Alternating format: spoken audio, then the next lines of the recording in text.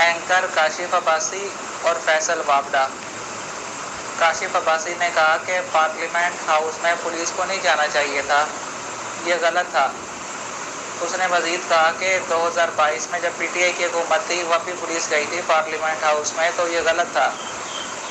تو فیصل وابڈا کہتا کہ کیوں نہیں جانا چاہیے، وہاں پہ جو لوگ رہتے ہیں کہ ان کی 4 ٹانگیں ہیں 6 ٹانگیں ہیں یا پھر وہ اسپیشل پرسنز ہیں۔ اس نے آگے سے کہا کاشف نے، میں اب آپ کو دوسری مثال دوں گا نا پھر آپ کو آگ لگ جائے گی۔ اس کا اشارہ تھا 9 مئی کی طرف۔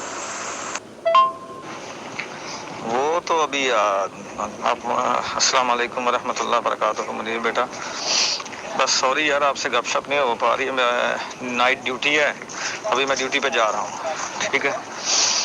تو جب ڈے ڈیوٹی آئے گی گپ شپ ہوا کرے گی۔ ظاہر ہے فیصل والا تو فوج کا آدمی ہے نا، تو وہ پھر انہیں کی بات کرے گا نا، وہ تو وہی نا، یہ تو بس سیاستدانوں کو سوچنا چاہیے نا، آج ان کی باری ہے کل ان کی باری آ جائے گی، بس یہی ہے پھر۔